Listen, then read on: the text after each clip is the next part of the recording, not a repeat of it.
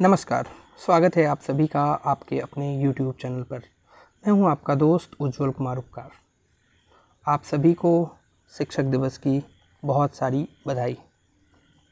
आज है डेट 5 सितंबर। बहुत सारे मैसेजेज आए आप लोगों के, बहुत अच्छा लगा, दिल को बहुत खुशी मिली। आप लोगों को भी शिक्षक दिवस की शुभकामनाएं।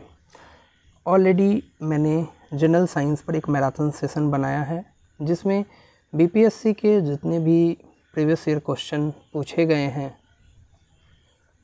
साइंस में, बीपीएससी में, उन सबको एक साथ आपको एक ही वीडियो में आपको देने की कोशिश की है। तो आप जाएं मेरे चैनल पे, उस वीडियो को एक्सप्लोर करें और उस वीडियो को आप देख लें। तो इस वीडियो को देखने के ये फ़ायदे होंगे कि मैंने उसमें कुछ कॉन्सेप्ट भी आपको रिवाइज़ कराया है, साथ में जल्दी आपका रिवीजन कराया है, जिससे ये होगा कि बहुत कम समय में आप पूरा पीवाईक्यू लगभग आप रिवीजन कर पाएंगे। हालांकि 1-2 पीवाईक्यू उसमें नहीं था, तो आप 1-2 पीवाईक्यू को अलग से कर लेंगे 1-2 ईयर के। इसके साथ ही हम लोग, चूँकि ये वेदिका पथ सीरीज़ का अंतिम वीडियो है, वेदिका पथ सीरीज़ जो हमने शुरू किया था 5 डे शेड्यूल के हिसाब से, उसमें ऑलरेडी हम लोग 95 डेज़ यानी 19 वीडियो ऑलरेडी कंप्लीट कर चुके हैं। अगर इसका स्टार्टिंग वीडियो की बात करें तो वो लेके 20 वीडियोस हमने इस पर अभी किया है, और ये इसकी 21वीं वीडियो होगी, जिसमें हम जो है डे 96 से लेके 101, क्योंकि कल से ये आपका दिन शुरू होगा 6 सितंबर से लेके 6, 7, 8, 9 और 10 को एग्ज़ाम है, उसको छोड़ के 11, 5 ही दिन, 100 डे 100 तक की वीडियो को हमने इसमें प्लान किया है। वेदिका पथ के बारे में कुछ बातें आप लोगों के सामने कहना चाहूँगा। ये एक सीरीज़ नहीं थी, एक तरीके से इससे मेरी भावनाएं जुड़ी हुई है। पहला, जब इस सीरीज़ के नामकरण की बात हो रही थी, उस टाइम पे ही वेदिका पथ इसका नाम रखना अपने आप में ही एक बड़ी बात थी। क्यों? इसके कुछ कारण थे जो बहुत लोगों ने पूछा भी कमेंट बॉक्स में। मैंने सोचा था कि ये चीज़ आपको बाद में एक्सप्लेन करूँगा कि इसका नाम वेदिका पथ क्यों रखा गया है। पहली बात, जो यज्ञ की वेदिका होती है ना, जब आप किसी यज्ञ को संपन्न कुछ फल पाना चाहते हो, तो आपको उस यज्ञ की वेदिका पर पहले आहुति देनी होती है, और उस आहुति, जब वो आप आहुति संपन्न करते हैं ना, तब आपको उसका फल प्राप्त होता है। बीपीएससी प्रीलिम्स का जो ये एग्ज़ाम है, 71वीं बीपीएससी प्रीलिम्स का, ये उसी यज्ञ के समापन की तरह है। उस यज्ञ, जो यज्ञ है वो 13 सितंबर को होने वाला है। उसका परिणाम जो है ना 13 सितंबर के बाद आएगा, लेकिन उसकी आहुति हमने पिछले 100 दिनों में दी है। ये 100 दिन आपने किस तरीके से काटे हैं, किस तरीके से इसमें मेहनत की है, किस तरीके से अपना समर्पण दिया है, किस तरीके से अपना जो है सब कुछ त्याग दिया है, ये मेरे से बेटर कोई नहीं जानता। क्योंकि जब भी मैंने इस सीरीज़ को रेडी किया अगले 5 दिन के लिए, तो मैंने आपको कष्ट में डाला। मैं जानता था कि हो सकता है कि इसका आप 90% ही कर पाएँ, आप 100% नहीं कर पाएंगे, लेकिन फिर भी मैंने आपको वो चैलेंज किया, और मुझे बहुत खुशी है कि ज़्यादातर लोगों ने वो चैलेंज को एक्सेप्ट किया, अपने आप को पुश किया, और आज उसका फल आप लोगों को देखने को मिलता है। कुछ लोगों के तो मैंने टाइमर्स देखे हैं 16 घंटे। मैं खुद इस टाइम पे सोच नहीं सकता कि 16 घंटे कैसे पढ़ाई होगी, लेकिन कुछ लोगों के जब मैंने टाइमिंग्स देखे ना 16 घंटे, मतलब मेरे मन में ये हुआ कि शायद इससे बहुत फ़ायदा हुआ है। लोगों के अंदर ना बहुत ज़्यादा पढ़ाई का जुनून उभर गया है। लेकिन मैं सच कहूँ ना, आपने अगर 8 से 10 घंटे की भी तैयारी की है ना, आपने इस सीरीज़ को दिल से फॉलो किया है, तो आप यकीन मानिए कि प्रीलिम्स आपका है। इस प्रीलिम्स में ना 13,000 रिज़ल्ट होने वाले हैं। इस 13,000 में ना एक रोल नंबर आपका होगा स्क्रीन पे। जिस दिन रिज़ल्ट होगा ना, आप फिर से मुझे मैसेज करेंगे इसी टेलीग्राम ग्रुप में। DSP उज्ज्वल उपकार वाले ग्रुप में। और आप यकीन मानिए कि आप उस दिन जब ये मैसेज कर रहे होंगे ना, आपको पिछले 100 दिनों की जर्नी ज़रूर याद आएगी। आपको लगेगा कि मैंने किस तप और त्याग से ये सीरीज़ शुरू की थी। किसी को ये सीरीज़ किसी दोस्त ने प्रोवाइड की है, किसी को ये कहीं से रैंडमली मिल गई, किसी को मेरे नाम के कारण मिल गई, किसी को मेरी स्ट्रेटजी ढूंढ रहे थे उस टाइम पे ये वेदिका पथ की सीरीज़ मिली। इसके पीछे एक छोटी सी स्टोरी भी है वेदिका नाम रखने के पीछे। एक्चुअल में वेदिका मेरी भांजी का नाम है और ये मेरे लिए बहुत लकी है, इसलिए इस लक को ना मैंने आपकी सीरीज़ में नाम के तौर पे भी प्रयोग किया है।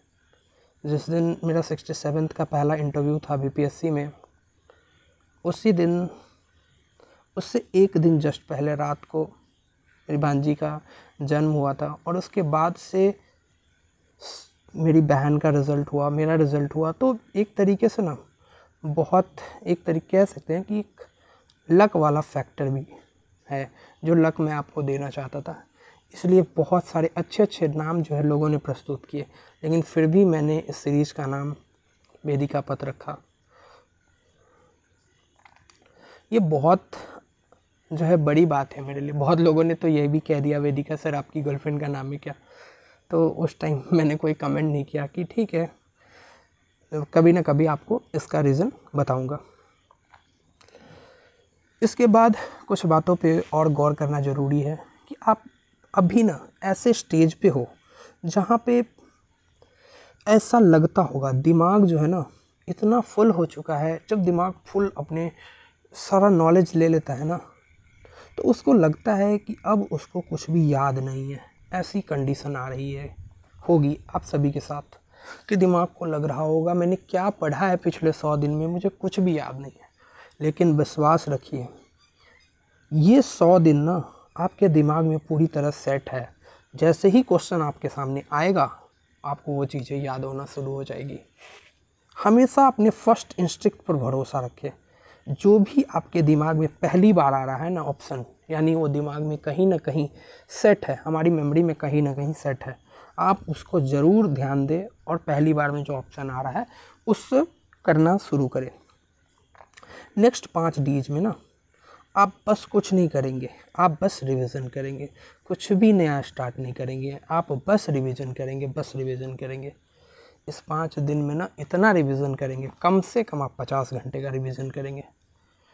क्या क्या करेंगे वो तो मैं बताऊंगा ही, लेकिन इस 50 घंटे में ना आपको ना वो सारी चीज़ें लगभग रिवाइज़ कर जाना है जो इम्पॉर्टेंट है एग्ज़ाम के हिसाब से, जो आपने डे 1 से बनाई है।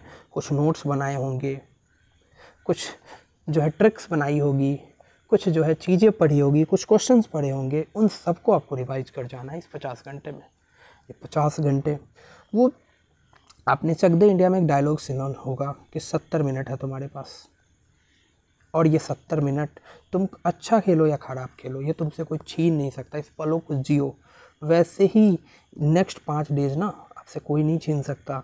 ये 5 डेज़ आपकी ज़िंदगी के अहम साबित हो सकते हैं। इन 5 दिनों में अपना सब कुछ झोंकना है, अच्छे से पढ़ाई करनी है, नेगेटिव लोगों से दूर रहना है, डिस्ट्रैक्ट नहीं होना है। अभी बहुत कुछ आएगा, बहुत सारे कंटेंट आएंगे, बहुत सारी वीडियोज़ आएगी, लेकिन आपको भरोसा बनाए रखना है उसी प्रोसेस पे जो आपने अभी तक फॉलो किया है। और यकीन मानिए कि ये प्रोसेस, इससे बेटर प्रोसेस जो है किसी ने नहीं किया होगा। अगर एग्ज़ाम हॉल में ना 150 क्वेश्चन आएंगे ना, तो मैं यकीन के साथ कह सकता हूँ कि आप पहले वाले अगर आपने ठीक से किया होगा ये सीरीज़, तो आप पहला राउंड होता है ना, फर्स्ट राउंड में आप कम से कम 90 to 100 क्वेश्चन आराम से अटैम्प्ट करेंगे, जो एक बेस्ट स्कोर है। दूसरे तीसरे राउंड तक जाते जाते आपका स्कोर और बढ़ जाएगा। लेकिन अगर आपने ठीक से किया होगा ना ये सीरीज़, तो आप कट ऑफ के लिए नहीं सोचेंगे कि आपका कट ऑफ रुक जाएगा। अगले 5 दिन में खुद को पॉजिटिव रखें। मेरे हिसाब से आप मसाला वाला खाना ना खाएं, थोड़ा हल्का फुल्का भोजन लें। जूस को यूज़ कर सकते हैं, एनर्जी के लिए चॉकलेट्स खा सकते हैं। इसके अलावा खाना लेकिन खाते रहें, खाना को ना छोड़े। 8 घंटे की नींद ना छोड़े, 8 घंटे की नींद अगर ये छोड़ देंगे तो बहुत सारे टीचर्स को मैंने देखा यूट्यूब पे, वो कह रहे हैं 4 घंटे सो, 5 घंटे सो, मत सो, ये अच्छा नहीं है। As a student, as a parent मैंने भी पढ़ाई करी है। 8 घंटे की नींद ले आप। हमारा दिमाग ना तभी रिकॉल कर पाता है जब उसको नींद मिलती है, तभी ना वो तरोताज़ा हो पाएगा, तब एग्ज़ाम में आप कंफ्यूज नहीं करेंगे। तो अगर आपको कंफ्यूज नहीं होना है एग्ज़ाम में, बेटर परफॉर्म करना है, तो आप 8 घंटे की नींद लेंगे आज से। और रूटीन क्या बनाएंगे कि आप 12 से 2 में एग्ज़ाम के लिए प्रिपेयर हों। 12 से 2 में जब आप एग्ज़ाम के लिए प्रिपेयर होंगे तो आप सुबह निकलेंगे, तो आप कम से कम 8 बजे के बाद तो नहीं सोए, ठीक है। अपने रूटीन जो लेट नाइट पढ़ रहे हैं, सुबह सो रहे हैं, वो अपने रूटीन में थोड़ा चेंज करें, ठीक है। और 12 से 2 में जगने का प्रयास करिए, 12 से 2 में कुछ क्वेश्चंस देखने का प्रयास करिए, PYQs देखने का प्रयास करिए। जो इसके अलावा जो करंट अफेयर्स इस साल जितने भी एग्ज़ाम हुए हैं, ठीक है, आप चाहे यूट्यूब से देख ले या कहीं से, जितने भी एग्ज़ाम हुए हैं उन सब का करंट अफेयर आप रट ले। खास करके बिहार वाले BPSC ने जो जो एग्ज़ाम लिए हैं उनका करंट अफेयर आप याद कर ले। 2 से 3 क्वेश्चन तो वहीं से रिपीट हो जाएगा आपका।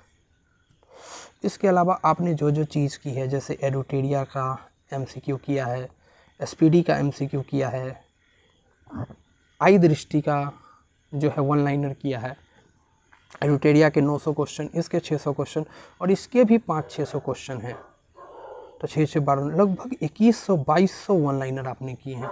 इसको पकड़ के रखें, ये जो है ना आपका मेन हथियार होगा। अगर स्टेटमेंट वाले क्वेश्चन भी आते हैं, जो मुझे बहुत कम चांसेस लग रहे हैं, क्वेश्चन का पैटर्न जो है 70वीं से थोड़ा ऊपर होगा, जैसा मुझे परीक्षा नियंत्रक की बात से लगा, 70वीं से थोड़ा ऊपर, मतलब सारे क्वेश्चन फैक्चुअल नहीं रहेंगे।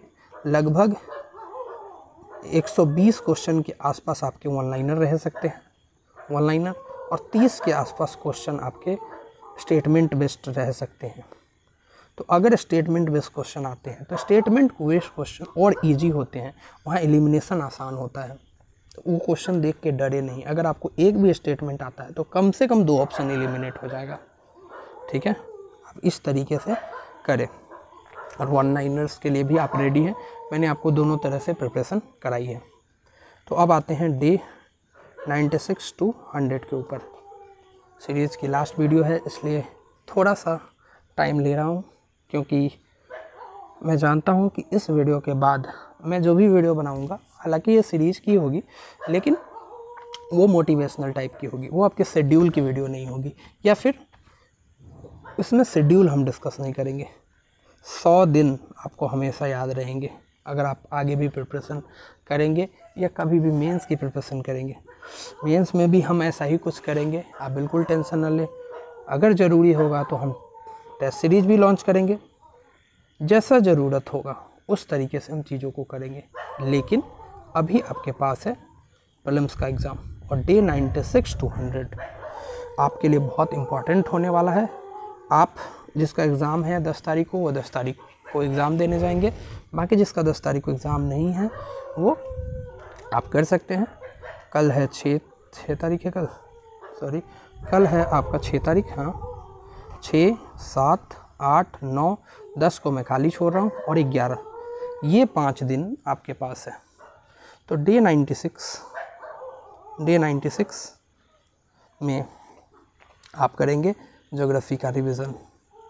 जो भी ज्योग्राफी में है आप क्या कर लें, मैं बता रहा हूँ आप क्या कर लें। BPSC के जो भी प्रीवियस ईयर क्वेश्चन आए हैं वो कर लें।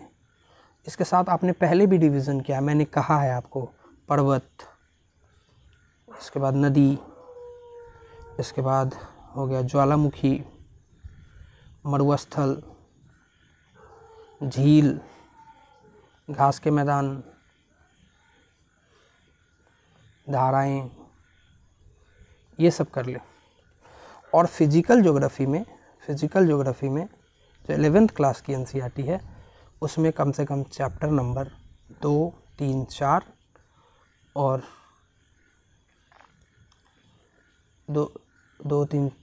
3, 4, 5 और 8, 9, 10, 11 ये 5-6 चैप्टर आप अच्छे से रिवाइज कर लें, जो 11th क्लास की NCERT है।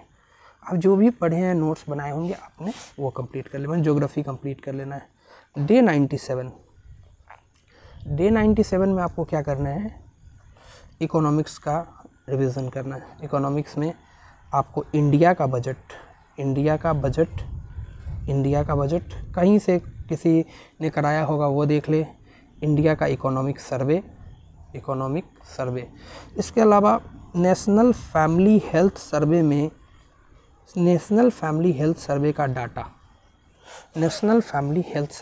का डाटा।